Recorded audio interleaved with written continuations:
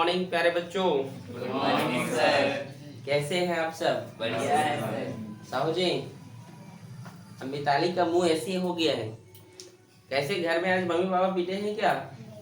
तो मुंह ऐसी क्या थे कि फिजिक्स पढ़ पढ़ के दिमाग वो हो गया, हिट हो गया है। फिजिक्स मजा आ रहा है क्रिस जी? ठीक। और साइंटिस्ट सर? मजा आ रहा है सर। हाँ, देखिए हम पढ़ रहे हैं बेटा प्रत्यावर्ती धारा। क्या पढ़ रहे हैं? प्रत्यावर्ती धारा। जो हम ये जो करंट पढ़ रहे हैं, इसी करंट जो हम यहाँ पर हम पढ़ रहे हैं बेटा, उसमें हमने क्या क्या देख लिया था कल क्रिश? बताइए सभी लोग एक एक बार। सबसे पहले हमने करंट के बारे में बताया, ठीक है? एसी करंट और डीसी करंट क्या होता है। उसमें हमने बताया कि एसी करंट जो है समय के साथ बदलते रहते हैं, टाइम के साथ चेंज होते रहता है, कभी ऊपर जाएगा कभी ऐसे ग्राफ बनाते रहता है। लेकिन डीसी करंट समय के साथ बदलता नहीं है, ये भी एक उसमें डिफरेंट है, लिख लीजिएगा। इसके बाद हमने क्या देखा? उसके बाद क्या देखे थे बताओ? धारा उत्पन्न करने का हम प्रोडक्शन देखे थे, उसका कैसे उत्पादन हम क्या करें करके, ठीक है? उसके बाद कला कलांतर तो भी हम, हाँ, कलांतर देखे हैं। कलांतर किसे कहते हैं? किसी भी कण में या उसकी तरंग की धारा, मतलब कलांतर का मतलब होता है किसी का भी दिशा और उसकी स्थिति के बारे में पता लगाना ही कलांतर कहलाता है। और क्या पढ़े? औसत मान, हाँ, और माध्य मूल, ठीक है? ये सब हमने पढ़ा। हमने अर्धचक्र भी तो पढ़ा था ना उसका। अब पढ़ा था मतलब इसको मतलब आप लोग खुद बनाएंगे, आधा आधा करके आप लोग बना लीजिएगा, आपके बुक में उसको दिया गया है। अब ये नहीं, मैं एक टॉपिक बताया था उसका, अब उसको T/4 करके T/2 करके नहीं बना सकते हो क्या? बना के लाना, मैं कल चेक करूंगा सबके कॉपी में, ठीक है? आज बेटा हम पढ़ेंगे प्रत्यावर्ती धारा के हम परिपथ के बारे में जानेंगे। इसी में हम उसके जो सर्किट होते हैं, 7 सर्किट होता है बेटा, लेकिन वो 7 सर्किट 3 चीजों से बनाया जाता है। कितने चीजों से क्रिश? 3 चीजों से, ठीक है? हम चलिए प्रत्यावर्ती धारा के उस परिपथ में जो 3 चीज के बारे में जो बोल रहे हैं उसके बारे में बताते हैं। पहला है प्रतिरोध, रेजिस्टेंस। इस चौक से दिख रहा है क्या? चेंज कर दूं? दूसरा है संधारित्र। क्या भाई? संधारित्र। और तीसरा है आपका प्रेरण कुंडली।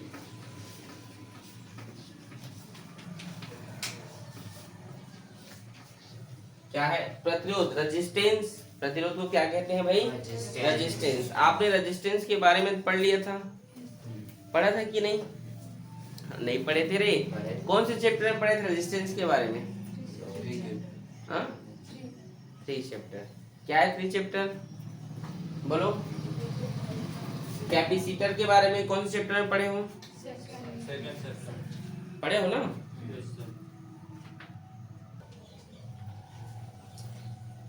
और प्रेरण कुंडली, इंडक्शन कॉइल के बारे में कौन से चैप्टर में पढ़े हमने? 6 चैप्टर। मतलब ये सब हम कंटिन्यूस पढ़ चुके हैं तीनों के बारे में। हम तीनों का क्या बोलते हैं उसको, साइन भी जानते हैं, प्रतीक, चिन्ह, संकेत, सिंबल। प्रतिरोध को हम जो है इस तरीके से रिप्रेजेंट करते हैं, ये ऐसे करते हो भाई। संधारित्र को ऐसे 2 पैरेलल लाइन से, एक बड़ा एक छोटा नहीं, बराबर दोनों। देखिए जानते हो ना? बैटरी मत बना देना, ठीक है? और कुंडली को हम जानते हैं इस तरीके से, इंडक्शन कॉइल। ये सब आपने देख लिए है क्रिश, देखा है बेटा? इन तीनों चीजों से ही बेटा हम क्या बनाएंगे? परिपथ बनाएंगे, ठीक है? और परिपथ 7 प्रकार के होते हैं। कितने प्रकार के? 7 प्रकार के। पहला मैं यहाँ पे बता रहा हूँ। इधर किसी कुछ अगर समस्या है तो मेरे को बताइए। सबसे पहले प्रतिरोध के बारे में देखो, अगर नहीं जानते हो तो मुझे बताइए, मैं बताऊंगा बिल्कुल। संधारित्र के बारे में मैंने पढ़ा लिया है, प्रेरण कुंडली के बारे में पढ़ा लिया है, पढ़ा लिया है ना? तो स्टार्ट करें फिर आगे? क्यों क्रिश?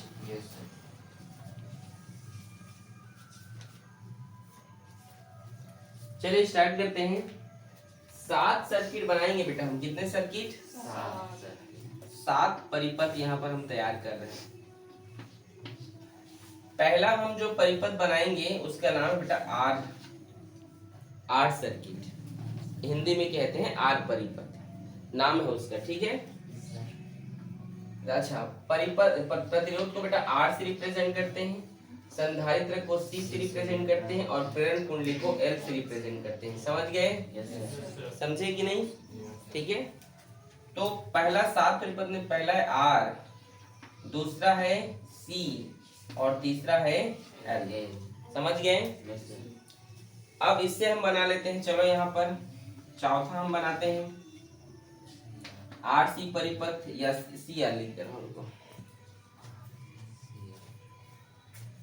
आर सी लिखो या सी आर लिखो, वही मतलब है, ठीक है। ठीक है जी। सी आर सर्किट लिख सकते हो। पांचवा आप लिख सकते हैं, ठीक है। पांचवा लिख सकते हैं एल सी एल परिपथ या एल सी परिपथ लिख सकते हैं, ठीक है। छठवा आप लिख सकते हैं आर एल या एल आर परिपथ लिख सकते हैं, ठीक है। और लास्ट लिख सकते हैं आप एल सी आर। क्या लिख सकते हैं भाई? L C R. तो इस तरीके से हमारे पास कितने सर्किट हो गए? 7 सर्किट। बताइए। 7। ठीक है, ये हमारे पास 7 सर्किट है। 7 सर्किट। और इसी लाइन से हम पढ़ेंगे। पहले आर को पढ़ेंगे, फिर सी को पढ़ेंगे, फिर एल को पढ़ेंगे, फिर सी आर को पढ़ेंगे, ठीक है। फिर इसके बाद सी आर के बाद हम एल सी को पढ़ेंगे, एल आर को पढ़ लेते हैं पहले, ठीक है। और इसी क्रम में पढ़ाऊंगा एल आर और यहाँ पर एल सी, ऐसे, ठीक है। ऐसे पढ़ेंगे। पहले आर को पढ़ाऊंगा, फिर सी को, फिर एल को, फिर सी आर को, फिर एल आर को, फिर एल सी, फिर एल सी आर। ठीक है, लाइन से याद कर लोगे। देखो परिपथ आर परीक्षा में आता है, आप चेक कर सकते हैं। आर परिपथ, R circuit, C circuit, L circuit, C R circuit, L R circuit, L C circuit, L C R circuit. याद रहेगा भूमि? परिपथ बनाने के लिए बेटा जी हमें और किन चीजों की जरूरत पड़ती है या कुछ चीजों को समझना पड़ता है हमें। जैसे हमें प्रतिरोध समझना होगा, यहाँ पे लिख दे रहा हूँ। पहला समझने के लिए हमें क्या समझना है? प्रतिरोध। दूसरा सर्किट समझने के लिए हमें जिस चीज की जरूरत पड़ेगा वो बेटा प्रतिघात। क्या है क्रिश? प्रतिघात।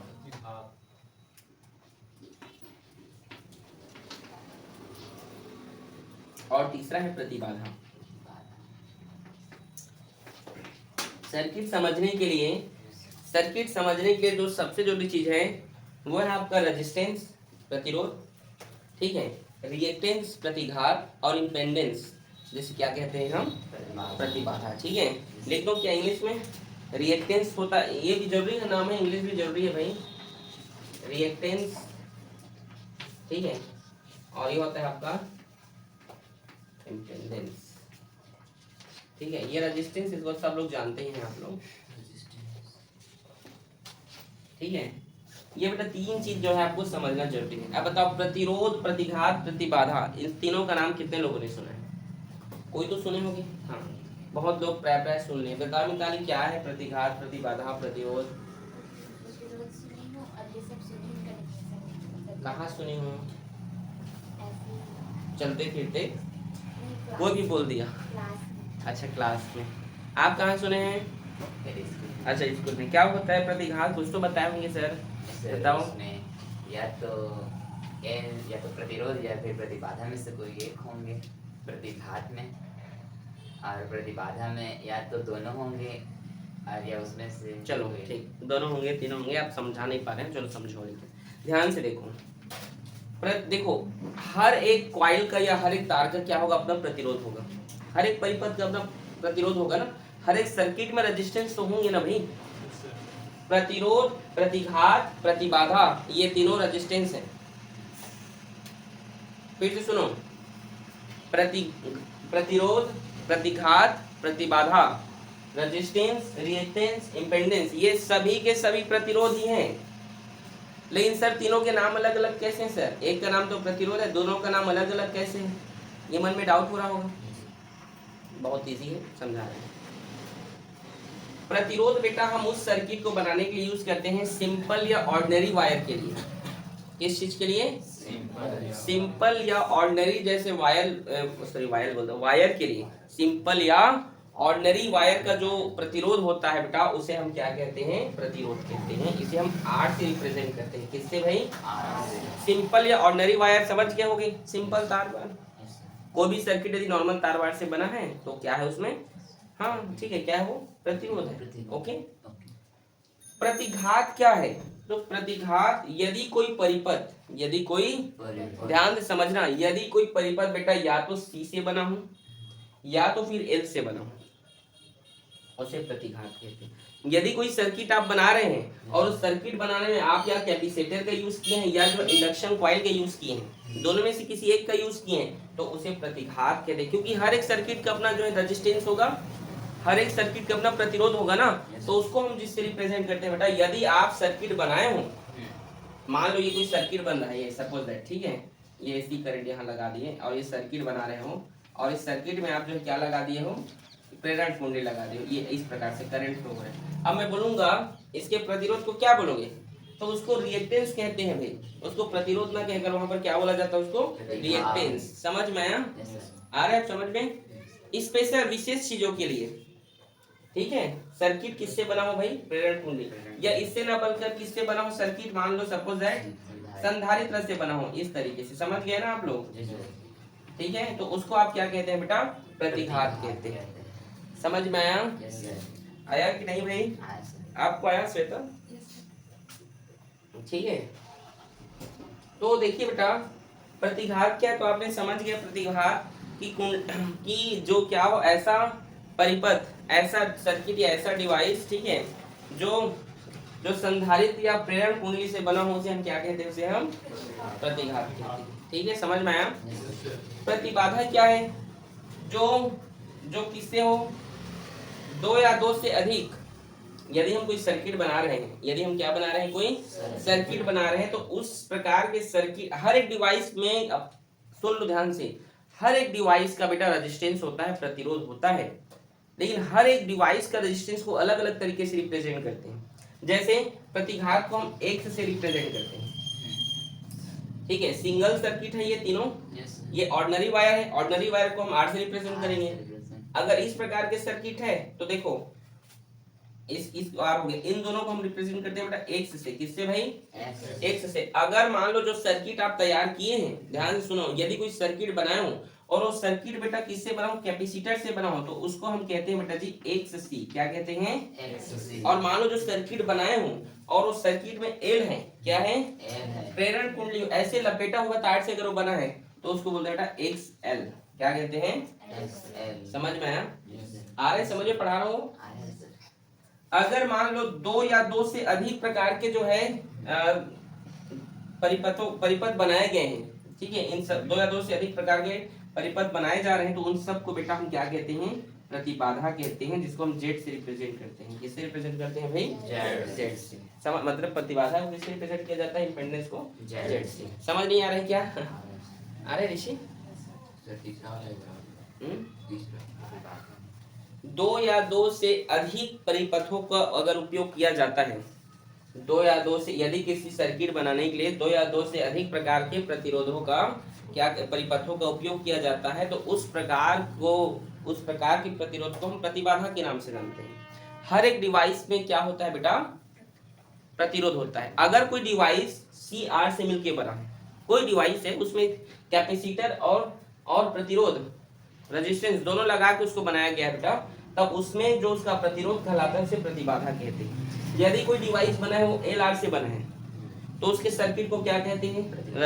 प्रतिबाधा। मतलब उसके प्रतिरोध को क्या नाम से जाना जाएगा? क्योंकि हर एक डिवाइस में रेजिस्टेंस होगा। रेजिस्टेंस प्रतिरोध क्या है भाई? किसी धारा के मार्ग में रुकावट पैदा करना ही प्रतिरोध है। समझ में आ रहा है? तो उसके धारा के मार्ग में रुकावट पैदा करने के लिए कौन कौन है? देखो CR, L। समझ गए ना आप लोग? आ रहा है कि नहीं समझ में? कितना इजी है कि नहीं? इजी है ना? कि किसी को इजी नहीं लग रहा है? सर उसमें तो प्रतिघात में XC से दर्शाया है, XL से इसको ओनली Z। हाँ Z से बेटा, ओनली Z से रिप्रेजेंट करेंगे इसको। ठीक है, ठीक है, किसी कोई दिक्कत भाई? चलिए इसको अब मिटा देता हूँ मैं, ठीक है। नोट कर लीजिए, इसको नोट करना चाहे तो। पढ़ेंगे कलांतर, फेस डिफरेंस। क्या पढ़ेंगे भाई? Phase difference. इसको इंग्लिश में फेस डिफरेंस कहते हैं, हिंदी में कलांतर। ये पूरा चैप्टर ना बेटा कंफ्यूजन से भरा हुआ है। जी सर। पढ़ो, जब मैं स्टार्ट करूंगा ना ये इसका जो सर्किट, ठीक है, तो क्या पढ़ा रहे हैं चंद्र सर, क्या है, दिमाग खराब हो जाएगा। इन समझ, हाँ पेपर में आता है, ठीक है। तो कलांतर का मतलब बेटा धारा और, आप सो जाइए निक्की, चाय वो मंगा दे रहा हूँ, चाय बिस्किट वा कुछ पी लीजिएगा, सो जाइए एक ने। चलो भाई उसको पीछे दिखती, उसको जगह देती। नहीं सो रहे हो सर, तो क्या है वो जमासी ले रही हूँ पीछे बैठे बैठे। अच्छे से ब्रश कर क्या करें, मुंह धो क्या करें, जिससे आप लोगों को क्या होगा, नींद नहीं आएगा। हाँ ठीक है, नहा कर आया करें। कितने लोग नहा कर आए हो, हाथ खड़े करो। सिर्फ लड़कियां, 2 लड़कियां वो भी, और बाकी लोग दूर हो जाता है इसलिए लेना। रास्ते में कीचड़ है गधो। चलो देखो, तो क्लास में कोई भी अगर आप इस प्रकार से जमा से, तो बगल वाले को नींद आएगा, देख ठीक है। दीप्ति को नींद आने वाला है थोड़ी देर में। क्यों दीप्ति? अगर बितारी अभी बगल में रहती तो सो जाती हो, ठीक है। चलो निकी स्टार्ट करें आगे, चलिए। तो कलांतर क्या होता है देखते हैं। धारा और विभव में अंतर, धारा और विभव में अंतर को क्या कहते हैं भाई? कलांतर कहते हैं। मतलब धारा और विभव, ठीक है, करंट और, बोलो वोल्टेज बोल सकते हैं कि, हाँ, इन सब में जो डिफरेंट होगा ना बेटा, उसको हम क्या कहते हैं? इसके डिफरेंट को ही कलांतर। समझ में आप लोग को? अब यहाँ पर अंतर का मतलब क्या हो रहा है? डिफरेंस का मतलब घटाना। डिफरेंस का मतलब घटाना। तो कैसा वाला घटाना? साथ में 4 घटाते हैं, वैसे ही उसके वोल्टेज और धारा करंट को माइनस करेंगे, यही ना? हाँ, तुम लोग सब पढ़ लियो, बताओ जी, आप बताओ आयुष।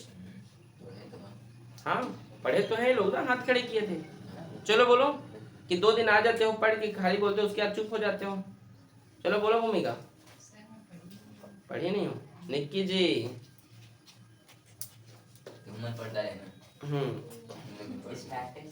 मैंने बहुत सिंपल सा क्वेश्चन पूछा है आप लोग से कि कलांतर क्या होता है, और आप सभी क्लासेस में पढ़ लिए हैं, तो आप भाई बताओ भाई क्या होता है कलांतर?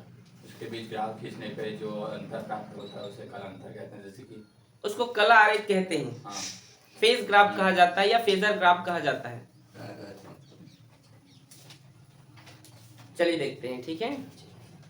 धारा या विभव में अंतर, मतलब बेटा आप जब हम पढ़ाएंगे इसको, तो आप उसके कला को जो है, या तो धारा की कला को या फिर विभव की कला को आप क्या करेंगे? घटाएंगे, उसे कहा जाता है कलांतर। लेकिन बच्चे लोग कंफ्यूज होते हैं, घटाने का मतलब सर, जैसे 7 में 4 घटाने पर कितना होगा? 3 होगा, ठीक है। और 4 में 7 घटाने पर कितना होगा? ठीक है, 3, नॉट -3, ठीक है। आपको मैं घटाने के लिए नहीं बोल रहा हूँ, अंतर निकालिए, और यहाँ पर ये अंतर का साइन हम कुछ इस प्रकार से इसको लेते हैं, ठीक है। आ रहा है समझ में? मतलब मैं ये कह सकता हूँ कि 7 और 4 में कितने का डिफरेंट है? तो आप बोलिएगा 4 का डिफरेंट है। 4 और 7 में कितने का डिफरेंट है? तो भाई 3 का ही डिफरेंट है। आ रहे समझ में? ये मत बोलना, आप गणित नहीं पढ़ रहे हो कि सर -3 का डिफरेंट है, सर -5 का डिफरेंस आएगा, ऐसे नहीं। आ रहे समझ में? ठीक है, हाँ बोलो, ठीक है। यहाँ हम जो है एक पर्टिकुलर स्टेप लेके चलना आप लोग। अब अंतर का मतलब समझ रहे हैं आप लोग मैं क्या कहना चाहता हूँ? समझ आ रहे हैं बेटा? ठीक है। और धारा और विभव में अंतर, आप विभव और धारा में भी अंतर कर सकते हो, ऐसी बात नहीं है, किसी से भी करो, पॉजिटिव ही लेना है आपको, ठीक है। समझ में आया? आ रहा है? दूसरी बात सर, जब हम सर्किट पढ़ेंगे और जब हम कलांतर निकालेंगे, तब हम धारा में विभव को घटाएंगे कि विभव से धारा को घटाएंगे, कंफ्यूजन होगा। तो भैया आप किसी से भी घटा सकते हो। अगर आपका मन है विभव से धारा में घटाना तो घटा लेना, आपका मन है धारा में विभव घटाना तो आंसर वही आएगा। जैसे अभी देखो 7 में 4 घटाने पर 3, तो 4 में भी 7 घटाने पर क्या होगा? समझ आया कि नहीं? ये है बेटा कलांतर। तो कलांतर निकालने के लिए छोटा सा हम कैलकुलेशन यहाँ पर देख रहे हैं। और मैं एक मैं जो है सीरीज लेके चलूंगा। मैं क्या सीरीज लेके चलूंगा? मैं इस पूरे चैप्टर में मैं धारा से विभव को घटाऊंगा। किससे घटाऊंगा? अब आपके स्कूल के टीचर विभव से धारा को घटाएंगे तो गलत नहीं पढ़ा रहे, वो भी सही पढ़ा रहे। मेरा मन भाई मैं धारा से विभव को घटाने का मन मैं उसी को हटाऊंगा। अगर आपका मन किसमें है विभव से धारा को घटाना तो आप उसको घटा लीजिएगा। ठीक है, तो स्टार्ट करें। हम जानते हैं कि I बराबर होता है बेटा I not sine omega T plus five. ठीक है, ये जो है बेटा इसका कला है। ये क्या है? इसका कला। हम विभव का जानते हैं V बराबर होता है V not sine omega T.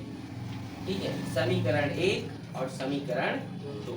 ठीक है, मैंने क्या कहा? धारा से विभव को घटाऊंगा मैं, और धारा से विभव में क्या घटाना है मेरे को? कला माइनस कला। और हम जानते हैं यही कला होता है ओमेगा टी, पढ़ाया था आप लोग को। तो चलिए हम कला निकालते हैं भाई, कलांतर निकालते हैं। तो omega T plus five minus omega T, omega T plus में है माइनस में घट गया, तो हमारा कलांतर क्या निकल कर आया? फाइव। मतलब जब भी हम फाइव लिखेंगे समझना वहां पर कलांतर निकाला जाएगा। मतलब कलांतर को या तो हम फाइव से रिप्रेजेंट करते हैं, ऐसा आप समझ सकते हो। ठीक है, जगह अलग जोड़ा गया है उसको, जिससे हम कलांतर को जो हम फाइव से रिप्रेजेंट करते हैं उसको हम बताने के लिए वहाँ पर फाइव जोड़ा गया है। ठीक है, यदि आप विभव को पहले लिखते तो आप विभव में उसको जोड़ देते। ठीक है, जिससे हमें ये पता चल जाता कि जब भी किसी भी परिपथ का हम कलांतर निकालेंगे तो फाइव बराबर करके लिखेंगे। आप समझे? ठीक है, किसी कोई दिक्कत बेटा?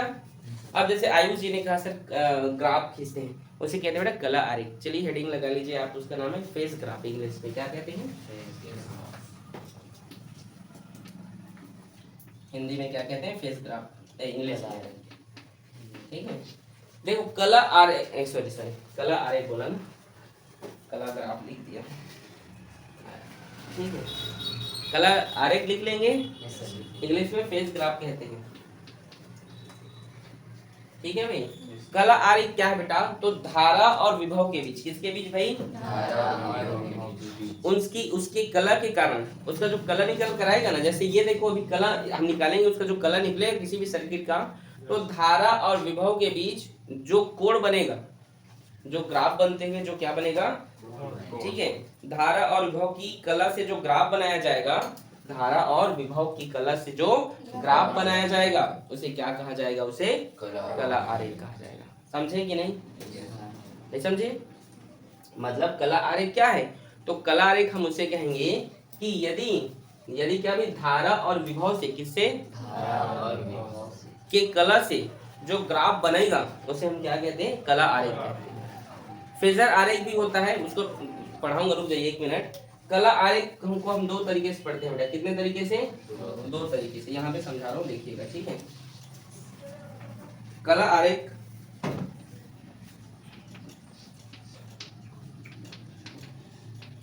एक होता है बेटा अग्रभिनत। क्या होता है?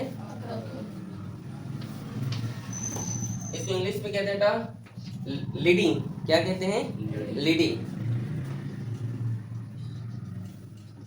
ठीक है, अग्रभिनत। अग्रभिनत का मतलब होता है बेटा आगे। क्या होता है? आगे। आगे का मतलब क्या? जब भी हम ग्राफ बनाएंगे, ठीक है, तो ग्राफ ये समझना बहुत जरूरी है। तो ये जो है आई करंट और ये विभव, और ये है π/2 90 डिग्री। ठीक है, तो देखिए अग्रभिनत का मतलब क्या होता है? लीडिंग का मतलब क्या है? इसका मतलब है कि धारा आगे होना चाहिए, किससे? विभव से। इस प्रकार का जो ग्राफ बनेगा, जब भी हम देखो कला आरेख क्या है, आपने समझा कि धारा और विभव का जो कला आएगा उससे जो ग्राफ बनेगा उसे हम कला आरेख कहते हैं। ये हमने बताया ना। और जो कला आरेख के बाद अग्रभिनत क्या है? जो भी उसमें निकल कर आएगा, अगर वो पॉजिटिव निकल कर आएगा तो ग्राफ कैसे बनेगा? धारा आगे रहेगा कि विभव नीचे रहेगा? ये सब जब हम पढ़ेंगे, सर्किट पढ़ेंगे, तब आपको समझ में आएगा। लेकिन याद रखना अग्रभिनत का मतलब क्या होगा? जिसमें धारा ऊपर की ओर हो और विभव किधर हो भाई? नीचे की ओर। याद रहेगा? धारा आगे की ओर और विभव नीचे की ओर। इससे क्या पता चल जाता है? इससे ये पता चल जाता है कि धारा जो करंट है वो विभव से, किससे? विभव से π/2 90 अंश π/2 आगे है। यही ना? इसका मतलब यही हुआ ना कि जो करंट है वो इस वोल्टेज से, इस विभव से π/2 आगे है। यही हुआ ना इसका मतलब। नहीं समझे? भैया ये जो धारा है इस विभव से आगे है कि नहीं? वो ये सिर है तो ये इसका पैर है, समझो। अब समझे? मतलब बोल तो सकते हो ना कि जो विभव है, ठीक है, इसलिए जो धारा है वो विभव से कितने आगे है? 90 अंश या π/2 आगे है। या ऐसे भी बोल सकते हो, मान लो जैसे मैं बोल रहा हूँ, आपके टीचर ऐसे ना बोल के ये बोल दे कि विभव, ध्यान से सुनो, कंफ्यूजन बहुत है इस चैप्टर में, विभव धारा से π/2 पीछे है, तो भी उस सर गलत नहीं पढ़ा रहे हैं, इज 100% राइट बोल रहे हो। और कई स्कूल में ऐसे ही बोलेंगे तो कंफ्यूजन नहीं होना, वो क्या बोलेंगे कि विभव धारा से π/2 पीछे है, तो सही। भैया आप बोल सकते हो भूमिका, कि भूमिका बोल सकती है कि किरण मेरे आगे में बैठी है, बोल सकती हो ना भूमिका? तो क्या किरण नहीं बोल सकती कि भूमिका मेरे पीछे में बैठी है? जब आप बोल रहे हो कि किरण मेरे आगे में बैठी है, तो आप भी तो बोल सकते हो कि किरण बोल सकती है कि भूमिका मेरे पीछे में बैठी है। मतलब क्या अलग अलग हो गया दोनों का? अभी भी नहीं आ रहा है समझ में? तो वैसे करंट बोल सकता है कि मैं विभव से π/2 आगे हूँ, या सॉरी किरण नहीं, करंट बोल सकता है, ठीक है, धारा बोल सकता है, ठीक है भाई। तो उस प्रकार से विभव भी बोल सकता है कि भैया मैं पीछे हूँ करंट से। कठिन लग रहा है क्या यार? बताओ, अगर कठिन लग रहा है तो रोक दूंगा यहाँ तक। चलो अब ये दूसरा इसमें होता है पश्चगामी। पश्चगामी जिसको इंग्लिश में लीडिंग कहते हैं बेटा, एल लीडिंग और होता है लैडिंग, ठीक है, लैडिंग, ठीक है, लैगिंग बोलते हैं, सॉरी लैगिंग, ठीक है। तो पश्चगामी का मतलब क्या होगा? इसका ग्राफ कुछ ऐसे बनेगा, ये विभव होगा और इधर होगा करंट। समझ में आया आप लोग को? पश्चगामी तो देखो यहाँ पर पैर के नीचे कौन था? विभव। अब यहाँ इसको सिर मान लो, ठीक है, तो ये पैर के नीचे ये हो गया, हुआ कि नहीं? मतलब धारा क्या है? नीचे में होगा, विभव उससे आगे है। तो वही जो मैं बोला हूँ, अगर आपका जो आंसर निकल कर आएगा, जो कलर निकल कर आएगा, जिसमें अगर पॉजिटिव बताऊंगा उसको, ठीक है, कौन अग्रगामी होगा कौन पश्चगामी होगा, जब मैं पढ़ाऊंगा तब आपको समझ में आ जाएगा। यहाँ तक किसी कोई दिक्कत? यहाँ बस ये समझना कि कौन आगे है कौन पीछे है, ठीक है, समझ गए? फेजर आरेख, जिसको आप फेजर ग्राफ के नाम से भी जानते हैं। फेजर ग्राफ सुने हो नाम, स्कूल में पढ़े तो हो?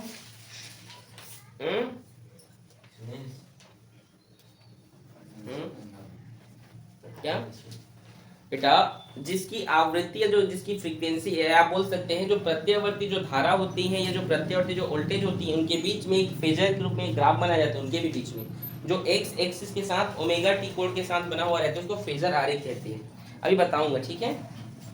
चलो, तो यहाँ तक इतना चीज हमें पढ़ना है बेटा जी। एक सर्किट में इतने इतने चीजों के लिए हमें डेरिवेशन निकालना है, सब चीज के लिए। तो क्या आप तैयार हैं? चलिए हम स्टार्ट करते हैं हमारा आज का पहला सर्किट, जिसका नाम है आर्ट सर्किट। यही था ना पहले में? मजा नहीं आ रहा है क्या? अगर मजा नहीं आ रहा है छोड़ दे रहा हूँ, कल से चालू करोगे? अरे आज से ही चालू करेंगे यार, ठीक है। चलो देखिए, पहला सर्किट है बेटा आर्ट सर्किट। क्या है भाई? आर्ट सर्किट, आर परिपथ। तो इसका जो परिपथ बनेगा, जो सर्किट बनेगा बेटा, कुछ इस प्रकार से बनेगा। सर्किट अच्छे से बनाना, ठीक है, सर्किट अच्छे से बनाइएगा, ठीक है।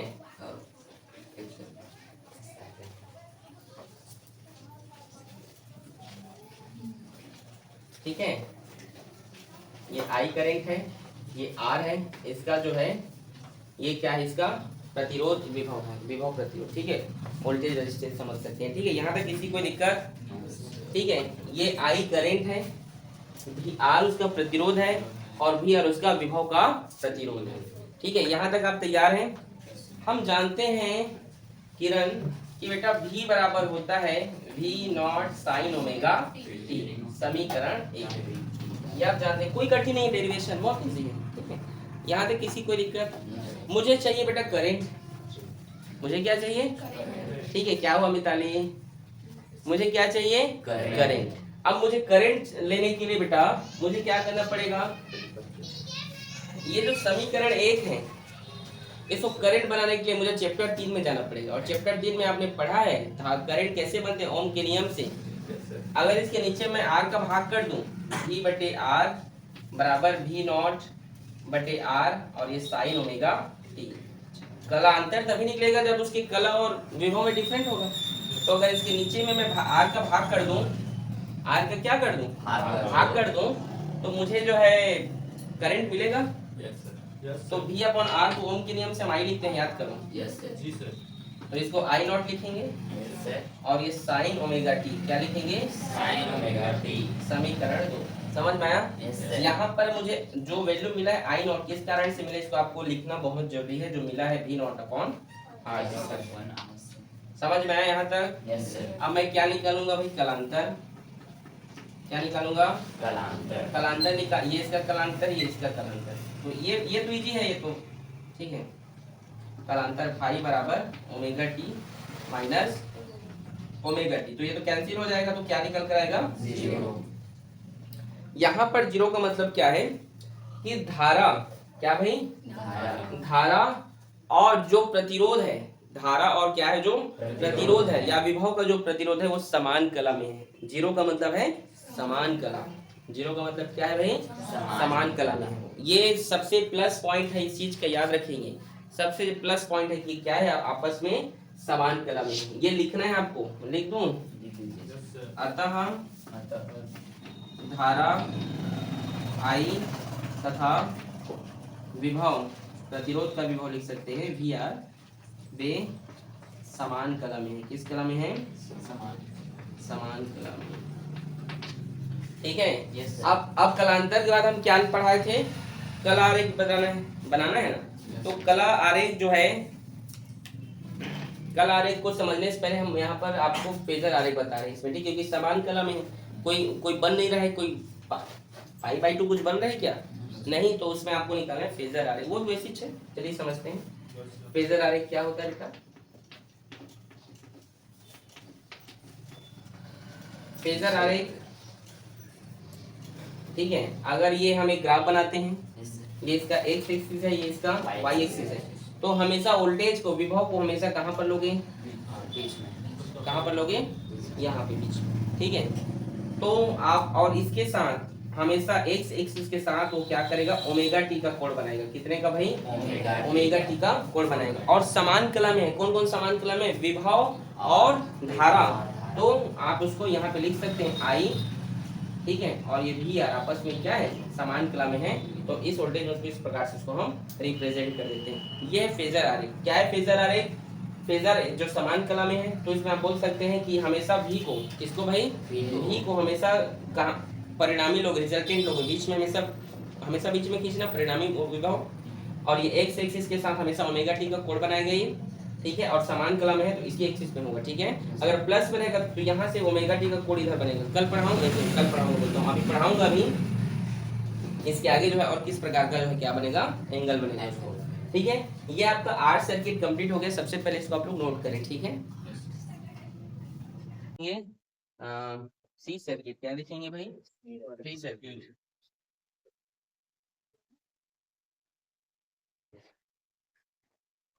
ठीक है। सी सर्किट क्या होगा, चलिए देखते हैं, ठीक है। देखिए सबसे पहले हम क्या करेंगे कि यहाँ पर सर्किट बनाएंगे, परिपथ। सी मतलब संधारित्र, ठीक है। तो कैसे बनेगा ये, यहाँ पर इस तरीके से बैटरी नहीं बनाना है ना। कई लोग के बुक में इसको बैटरी जैसी दे दिया है, तो गलत है वो। अगर बैटरी बना दोगे तो पूरा का पूरा गलत हो जाएगा, ठीक है। तो हाँ, क्या हुई, ठीक है। तो देखिए इसको एक सर्किट हम यहाँ पर तैयार करते हैं। ये हमारा एसी करंट होगा, ठीक है। इसे हमने करंट फ्लो किया, ये सी, और इसका जो धारिता है, जो प्रतिरोध की धारिता, ये मान लेते हैं, हम उसको वी सी मान लेते हैं, ठीक है। ठीक है भाई, हम जानते हैं v इक्वल्स टू क्या होता है, v not sine omega T, equation number 1। इसके बाद हमें करंट चाहिए, धारा चाहिए। तो यहाँ पर हम ऐसा क्या करें, आप लोग दिमाग लगाइए, ऐसा यहाँ पर हम क्या करें जिससे करंट में बदल जाए। बुरा नहीं, भाग क्यों करोगे 8 से भाग, क्योंकि प्रतिरोध है आई स्क्वायर, यहाँ पर 2 भी सी दिया गया है, सी का यूज करके आपको करंट निकालना है भाई। वहां पे आर दिया था तो आर का यूज करके अभी मैंने करंट निकाला। अब यहाँ पे सी दिया है तो सी का यूज करके मुझे करंट बना। समझ में आ रहा है कि नहीं आदर्श? ठीक है, तो मैं जानता हूँ बेटा, क्या जानता हूँ कि Q बराबर होता है C इंटू V। ये आपने पढ़ा है, पढ़ा है ना? ये फॉर्मूला आपने पहले पढ़ा है चैप्टर 2 में। ठीक है, फिर मैं जानता हूँ Q equals to C into V का वैल्यू क्या है यहाँ पे, V नॉट साइन ओमेगा। आप लोग को ये फॉर्मूला पता होने चाहिए, बहुत जरूरी। यहाँ पे लिख सकते हैं, हम जानते हैं कि, पता है ना? अगला देखिए बेटा, यहाँ पे Q इक्वल्स टू, यहाँ पे देखिए, अब देखिए इसको करंट बनाने के लिए, ये है Q मतलब आवेश होता है, तो मैं क्या करूंगा यहाँ पे समाकलन कर दूंगा, इंटीग्रेशन कर दूंगा। क्या करूंगा? ठीक है, टी के सापेक्ष समाकलन, टी के सापेक्ष समाकलन कर दूंगा भाई। तो टी के सापेक्ष समाकलन करूंगा तो क्या होगा, इसको मैं डी क्यों बोल सकता हूँ, और D T equals to D upon D T. क्या है यहाँ पे, C we naught sine omega. ठीक है, कोई दिक्कत किसी को यहाँ तक? और क्यू बाई डी टी आवेश प्रवाह की दर को क्या कहते हैं, धारा कहते हैं। ये क्यों है, क्यों मतलब चार्ज। ठीक है, तो इसको क्या कहा जाता है, इस फॉर्मूले से आप जानते हैं इसको करंट कहा जाता है, याद आ रहा है? ठीक है, फिर यहाँ पे देखिए, यहाँ पे हम क्या करेंगे, सी वी नॉट का तो सबसे पहले आप कॉमन कर लीजिए। ठीक है, ये क्योंकि कांस्टेंट वैल्यू है, बाहर चले जाएगा। और डी बाई डी टी इसका आप क्या करेंगे, सॉरी समाकलन नहीं जी, अवकलन उल्टा लिख दिया हूँ। ठीक है, यहाँ पे अवकलन लिखना है आपको ना। ठीक है, क्या लिखना है, डिफरेंशिएशन करना है, अवकलन करना है। ठीक है, ठीक है, सापेक्ष क्या करना है बेटा, अवकलन करना है। ठीक है, तो देखिए यहाँ पे क्या होगा, सी वी नॉट तो यहाँ पे हो गया। अब यहाँ पे क्या बचा, sign omega T.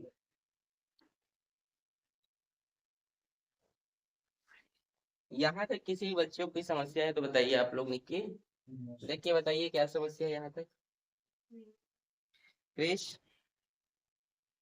D Q by D, बस टी के सापेक्ष अवकलन क्यों बेटा, ठीक है सापेक्ष अवकलन उस समय हो, दर है, परिवर्तन है ना। ठीक है, तो इसके सापेक्ष अवकलन करें तो D Q by d T, D by d T जो वैल्यू है उसको यहाँ पे पुट अप कर दिया। ठीक है, और D Q by d T को मैं क्या लिखता हूँ, मैं आई। हम जानते हो फॉर्मूला क्या होता है, करंट होता है, तो आई लिखते हैं उसको। समझ में आया? ठीक है, आगे देखिए, आगे हम लिख सकते हैं i equals to C we naught, और यहाँ पे d by d t sine omega t का जो जो अवकलन होगा बेटा, वो होगा ओमेगा कॉस ओमेगा टी। ठीक है, ये क्या होगा, इसका फॉर्मूला होगा। मुझे यहाँ पे जो कॉस है इसको मुझे साइन के फॉर्म में चेंज करना है, क्यों? क्योंकि साइन मेरा स्टैंडर्ड फॉर्म होता है। ठीक है, इसलिए मैं इसको क्या करूंगा, स्टैंडर्ड फॉर्म में चेंज करूंगा। तो इसको मैं क्या लिख सकता हूँ, आई equals to C we not omega sine, और आप जानते हैं sine 90 plus theta cos theta होता है, जानते हो ना? ठीक है, तो यहाँ पे लिख सकते हैं साइन 90 प्लस थीटा क्या है, और ओमेगा टी। ठीक है, समझ में आया यहाँ तक, sine 90 plus theta cos theta. फिर यहाँ पे हम लिख सकते हैं कि c we not omega equals to होगा आई नॉट। क्या होगा भाई, आई नॉट। ये बहुत इंपॉर्टेंट फॉर्मूला है, आ रहा है समझ में, ये बहुत इंपॉर्टेंट फॉर्मूला है। उस फॉर्म तो ये इसका भी क्या काम है बताऊंगा आपको। ठीक है, फिर आगे लिख सकते हैं i equals to I not sine pi by 2 plus omega t. ये हमारे पास निकल कर आ गया है करेंट, इक्वेशन नंबर 2। इजी है? कुछ पूछना है किसी को? बोलो, पूछना मैं, कुछ डाउट है? ये मन में कुछ डाउट नहीं होना चाहिए, एकदम बेफिक्र हो गया, आप पूछेंगे नहीं तो कैसे पता चलेगा। बोलो बेटा, आपको सीवी नॉट ये सूत्र सी वी नॉट ओमेगा का फॉर्मूला होता है आई नॉट, इसका वैल्यू है वो। ठीक है, ठीक, और किसी कुछ? No sir. आगे देखिए, और हाँ, इसके बाद हम कलांतर निकालते हैं भाई। क्या निकालते हैं? कलांतर। कलांतर निकालने का फॉर्मूला क्या है? मैं किससे घटाता हूँ जानते हैं आप लोग? किससे घटाता हूँ मैं? धारा। धारा क्या है यहाँ पे? कलांतर धारा का पाई by 2 plus omega T minus, और यहाँ पर विभव का कालांतर क्या है? ओमेगा टी, है ना। ये दोनों कैंसिल हो जाएंगे आपस में, तो यहाँ पे क्या निकल कर आया? Plus pi by 2।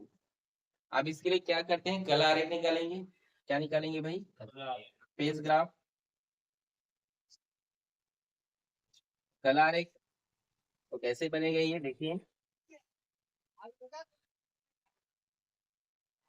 ये करंट है एक्स एक्सिस पर, जो क्या है भाई, और ये होगा आपका विभव, ये पाई बाई 2। ये आपका क्या बन गया? कला आरेख। यहाँ पे क्या लिख सकते हो? धारा विभव से, ठीक है। अतः लिख लीजिएगा, हेंस अतः धारा आई विभव VC से पाई बाई 2 अग्रगामी है, लीडिंग है, ठीक है, अग्रगामी है कि नहीं? देख सकते हैं आप, है ना।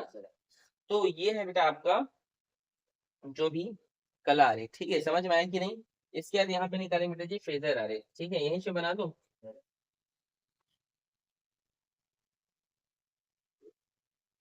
फेजर आरेख, ठीक है। तो फेजर आरेख निकालने का फॉर्मूला दिखाई दे रहा है सबको? Yes sir. फेजर आरेख कैसे निकलेगा देखिए। तो हम जानते हैं इस प्रकार से हम जो है लेते हैं, और हम बीच में किसको लेते हैं भाई? उल्टा को लेते हैं, उल्टे को लेते हैं, आप सभी जानते हैं। ये हमारा एक्स एक्सिस है, ये हमारा नहीं, अभी उसको रहने दीजिए, ठीक है।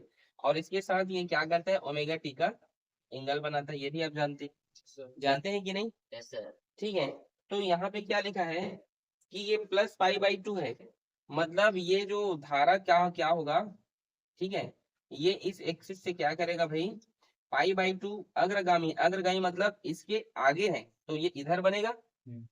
ये मान लो ये वाई एक्सिस है, तो उसके आगे बनेगा कि नहीं? वो पाई बाई 2 आगे है, मतलब मान लो अगर ग्राफ है तो ग्राफ से 90 अग्रगामी है, बोलो उस एंगल से, इसके विभव से क्या है? वो आगे है करंट। तो ये अगर पश्चगामी होता है, लीडिंग होता है, लैगिंग होता है तो नीचे बनता है। अग्रगामी बोलते हैं तो इस पॉइंट से जो है आगे इस तरीके से लिया जाता है। समझ में आया आप लोग को? आया कि नहीं? तो ये क्या है भाई? ये है आपका आई, यहाँ पे लिख रहा हूँ आई है ये, और ये क्या है? पाई बाई 2 आगे है। फार्मूला में देख लो बना कि नहीं? फार्मूला देखो, omega T plus pi by 2 होगा, देखो वो देखो, omega T plus pi by 2 है ना, या पाई बाई 2 प्लस ओमेगा टी हुआ कि नहीं? तो ये है आपका फेजर आरेख। क्या है भाई? ये आपका फेजर आरेख। इसके बाद मैं प्रतिघात निकालूंगा। क्यों निकालूंगा प्रतिघात? जानते हैं आप? यहाँ पे प्रतिबाधा निकलेगा कि प्रतिघात निकलेगा? रिएक्टेंस निकलेगा कि इम्पेडेंस निकलेगा? आप बताइए बेटा, क्यों निकलेगा रिएक्टेंस? बताइए, उत्तर दे बेटा, चुपचाप न रहे हैं, मैं पढ़ाया हूँ। हाँ बोलो। सर, क्योंकि कैपेसिटर के कारण धारा रेजिस्टेंस तो आप लोग बोलना सीखो भाई, आप लोग बोलते ही नहीं, चुपचाप रहते हैं आप लोग, तुरंत भूल जा रहे हैं। क्यों दीपक? पढ़ाई जरूरी है, समझ में आ रहा है क्रिश? हर एक चीज को हंसी मजाक की मत लीजिए। 12वीं क्लास में बेटा आप लोग, जीवन को संवारना है तो अच्छे से पढ़ाई करना पड़ेगा। मैं नहीं बोल रहा हूँ कि भक्ति भाव से ना जुड़े, लेकिन दिन रात जो है गणेश भगवान रखे वहां पर, दिन रात बैठे हो, भगवान की सेवा करें, आराधना करें, पूजा करें, लेकिन जो है दिन रात उसी में ना आप लिप्त रहें। आप सभी को बोल रहा हूँ, लड़के लोग जिधर देखो गाड़ी पकड़ के कुदा रहे हैं, लड़कियां डीजे में चल रहे हैं, गाना बज रहे हैं, ये आपकी कौन सी संस्कृति को दर्शाता है बताइए? आज मैं जितने भी क्षेत्र में गणेश विसर्जन को देख रहा हूँ, आप सभी लोग जाते होंगे, जाते हो कि नहीं? ये जिस प्रकार के गाने बजते हैं, ठीक है, जैसे कल ही मैं एक गाना सुना, गणेश भगवान को ले जा रहे थे और मुझे काजल चाहिए, पाउडर चाहिए बोल रहे हैं, और क्या क्या चाहिए, ये मतलब क्या है ये? अगर ऊपर से भगवान भी देख रहा होगा ना, तो एक बार सोच रहा होगा कि कैसे कैसे लोग रहते हैं भाई। ये एक श्रद्धा और सही भक्ति भाव से भगवान की आराधना करें, ठीक है। और आप चल रहे गाना और असभ्य तरीके से नृत्य, एक सही भक्ति भाव से जाओ, सभ्य समाज के व्यक्ति हो, लेकिन पूरा का पूरा सभ्य कर हो गए, भोजपुरी गाना बजा रहे हैं, एकदम ऐसे ऐसे छत्तीसगढ़ी गाना बजा रहे हो जो तो पूरा बकवास है। और ज्यादा भोजपुरी गाना तो और समझ में नहीं आता कि गा रहा है सिंगर की वो पूरा भोजपुरी गाना एकदम बकवास आधा से ज्यादा। और छत्तीसगढ़ के लोग भी ऐसी बकवास गाना बना रहे हैं। आप पहले छत्तीसगढ़ी का गाना सुना करें, पहले कैसे हुआ करते थे, और आज के समय का छत्तीसगढ़ी गाना आप सुनिए, ठीक है। पूरा जो है अभद्र तरीके से गाने बन रहे हैं, और गणेश विसर्जन के समय आप लोग दिल खोल के नाच रहे हो। शादी में जा रहे हो क्या किसी का, एक सही तरीके से गाना बजाएं और नाच भी रहे हैं उसमें, क्यों मिताली बोलो। Yes sir. और पढ़ाई के नाम पे जीरो। अगला हम यहाँ पे निकालते हैं प्रतिघात।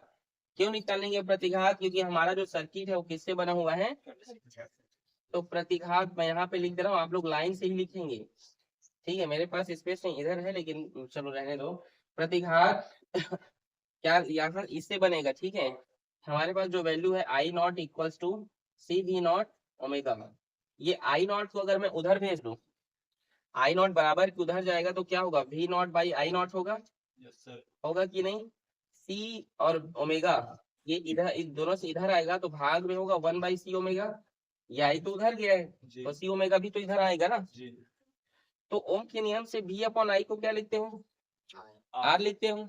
लेकिन यहाँ पर ये प्रतिरोध सामान्य प्रतिरोध नहीं होगा, क्योंकि हमारा जो परिपथ है किससे मिलकर बना है, संधारित्र से बना है, तो उसको हम क्या कहते हैं, प्रतिघात कहते हैं। और अगर सी से बना है तो उसे एक से सी से रिप्रेजेंट करते हैं, 1/c ओमेगा। ये बहुत इंपॉर्टेंट है, ये याद रखिए, ठीक है। कई टीचर्स कहते हैं सर्किट इंपॉर्टेंट है, बिना सर्किट के जो है आप एग्जाम में प्रतिघात पूछ देगा, प्रतिबाधा पूछ देगा, कैसे आंसर आएगा उसका, तो ये पढ़ना जरूरी है, नोट करें इसको। तीसरा क्या है बेटा हमारा, कौन सा सर्किट, एल सर्किट।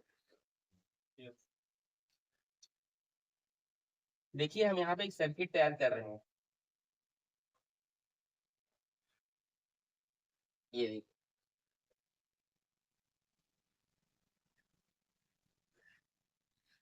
ये सर्किट है बेटा एल, ठीक है। इसमें हमने क्या प्रयोग किया, करेंट, ठीक है। अरे ये एसी समझ में आया। अब आप समझ गए मेरे बनाने का तरीका, मैं कहाँ से चालू करता हूँ, बोलो। v equals to sine omega, equation number first. इसके बाद मुझे करंट निकालना है, और करंट कैसे निकालना है, मुझे एल का प्रयोग करके करंट बनाना है भाई। किसका प्रयोग करके, एल का। तो आप जानते हैं विद्युत वाहक बल E बराबर क्या होता है, minus L D I by d T. क्या ये मैंने आपको पढ़ाया है, कितने लोगों ने पढ़ा है, और कौन से चैप्टर में पढ़ा है, हाथ खड़े 600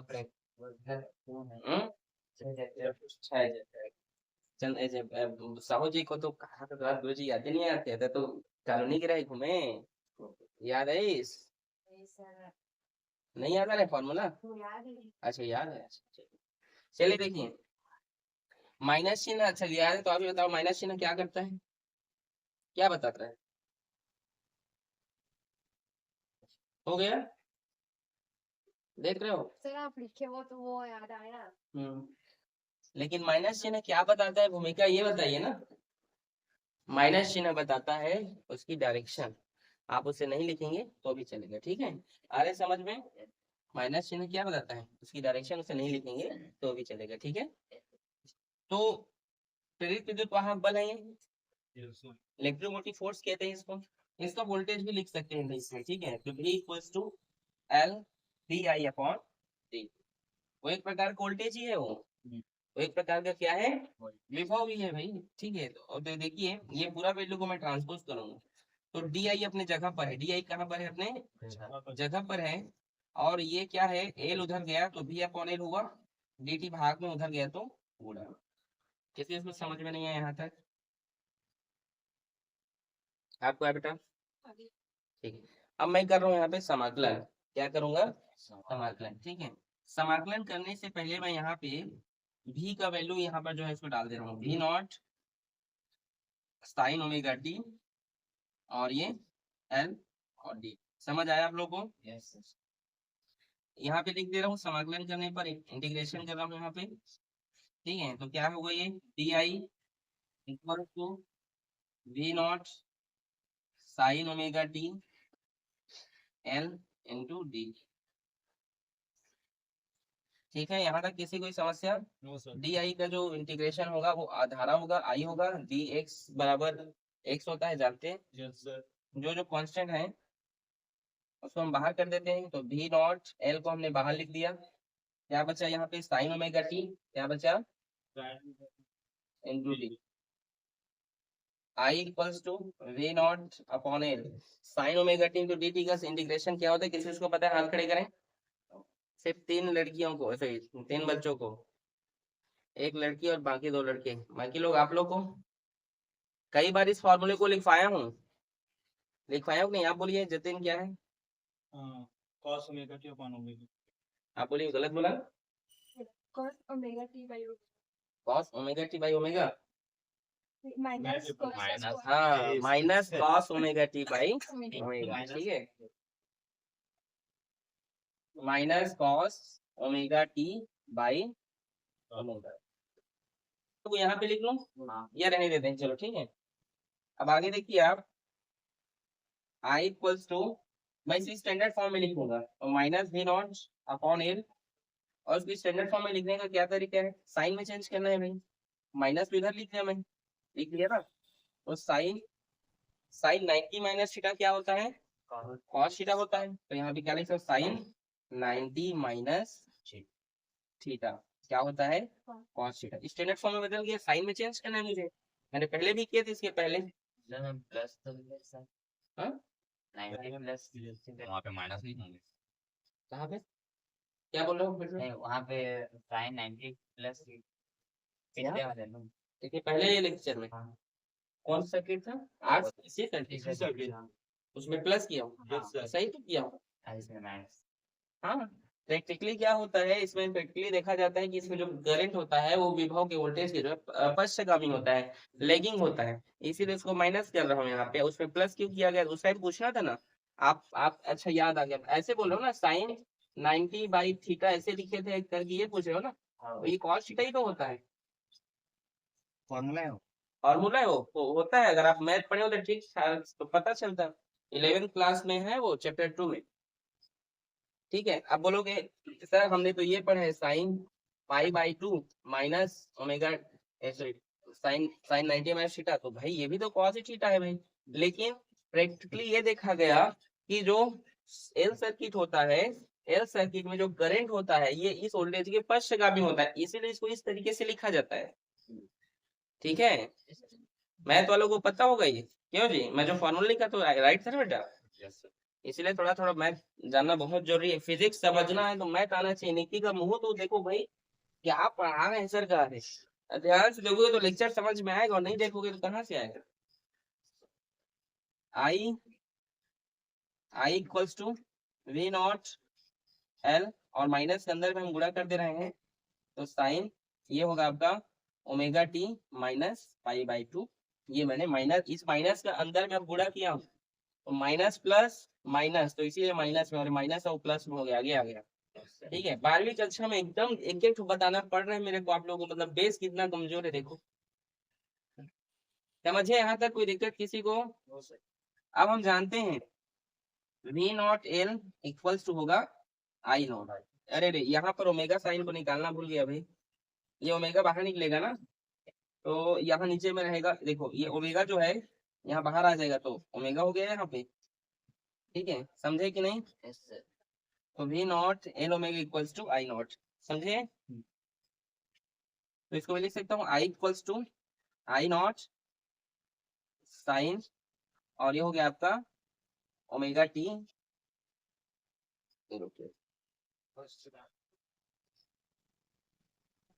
आई not sine omega T minus pi by, और यहाँ पे जो वैल्यू था उसको यहाँ पे लिख देना, बीच में छोटा सा, आई नॉट बराबर होता है वी नॉट एल ओमेगा।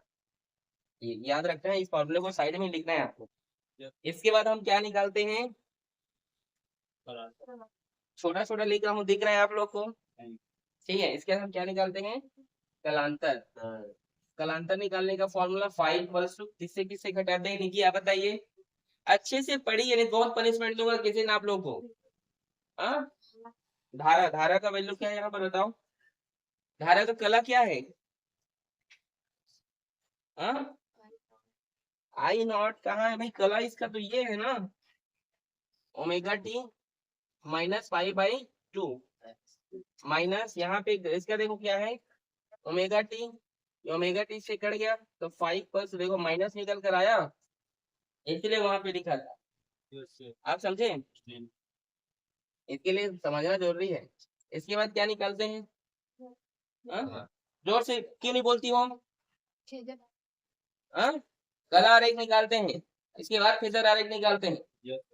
तो कला आरेख निकालेंगे, ये कला आरेख और फेजर आरेख पूछा जाता है, फेजर आरेख एक बार पूछा गया था, ठीक है। तो कला आरेख निकालेंगे, तो अभी मैंने बोला इसके क्या है, पश्चगामी, तो ये इस तरीके से, ये आई और ये क्या होगा v और ये पाई बाई 2, ये इसका कला आरेख, सॉरी ये ऐसे डायरेक्शन में रहेगा, ये इसका क्या है, ये भाई कला आरेख, इजी है कि नहीं, है ना, v आगे है और ai पीछे है उसके। मैंने पहले भी बोला था ना कि प्रैक्टिकली देखा गया है कि धारा जो होता है उसके विभव के, बताओ, पश्चगामी होगा यहाँ पे। आगे चलिए हम निकालते हैं फेजर आरेख, क्या निकालते हैं, फेजर आरेख। तो यहाँ पे बना दे रहा हूँ फेजर आरेख को, ठीक है। विभव को हम ऐसे लेते हैं बीच में इस तरीके से, और इसके साथ ये ओमेगा टी, और इसके साथ 90 डिग्री का एंगल बनाते हुए पश्चगामी होता है धारा, तो ये 90 डिग्री, ये करंट आई, ठीक है, और कितने का भाई, ये तो पूरा वैल्यू हो गया इसका, और ये जो है क्या है माइनस पाई बाई, समझे कि नहीं, ये है इसका पश्चगामी का वैल्यू बेटा, ठीक है, आ रहे समझ में, है ना, देखो आप बोल भी सकते हैं, देखो ओमेगा टी प्लस में माइनस पाई बाई 2, देखो लिखा होगा, ये देखो कहाँ है जी, ये देखो कहाँ है, रुको देखने को, ये देखो omega T minus pi by 2, देखो omega T minus pi by, समझे कि नहीं, इजी है, ये है आपका फेजर आरेख, ठीक है। ग्राफ बनाना बहुत इंपॉर्टेंट है, आपको समझ में आना चाहिए। दूसरा क्या है बेटा, इसके बाद अगला टॉपिक हमारा यहाँ पे निकालते हैं, अब एल से बना है तो क्या निकालोगे, प्रतिबाधा, प्रतिघात की प्रतिरोध, प्रतिबाधा, प्रतिघात निकालेंगे।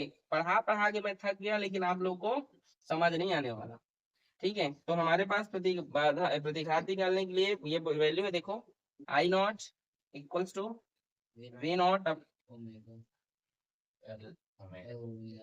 एल ओमेगा, ठीक है, आ रहे समझ में आया, वी नॉट को मैं उधर भेज देता हूँ, वी नॉट को किधर भेज दें, उस साइड भेज दे, और एल ओमेगा को उधर भेज दे, तो क्या होगा, ये V naught upon I naught, और इधर भाग में उधर जाएगा तो गुणा में होगा, और ये ओम के नियम से आ रहे हैं ना, तो इसको मैं क्या लिख सकता हूँ, X L equals to L omega, ये इसके लिए प्रतिघात का सूत्र है, ठीक है, रिएक्टेंस का फॉर्मूला।